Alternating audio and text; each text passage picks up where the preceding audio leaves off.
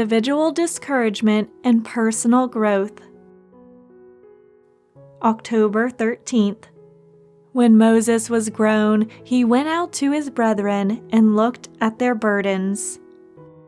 Exodus 2:11.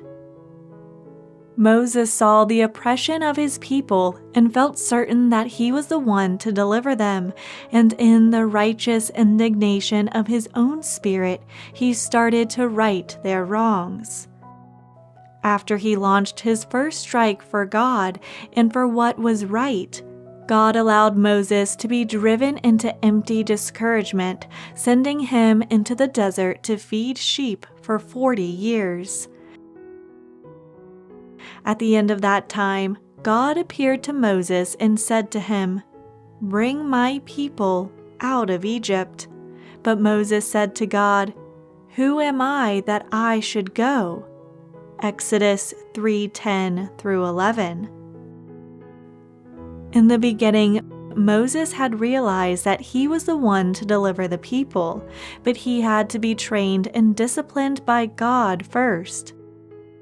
He was right in his individual perspective, but he was not the person for the work until he had learned true fellowship and oneness with God.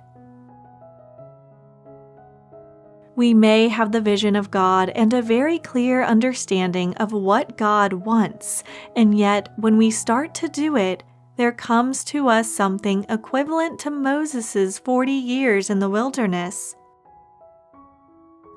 It's as if God had ignored the entire thing, and when we are thoroughly discouraged, God comes back and revives His call to us, and then we begin to tremble and say, "Who am I that I should go?" We must learn that God's great stride is summed up in these words, "I am who I am, has sent me to you." Exodus 3:14. We must also learn that our individual effort for God shows nothing but disrespect for Him.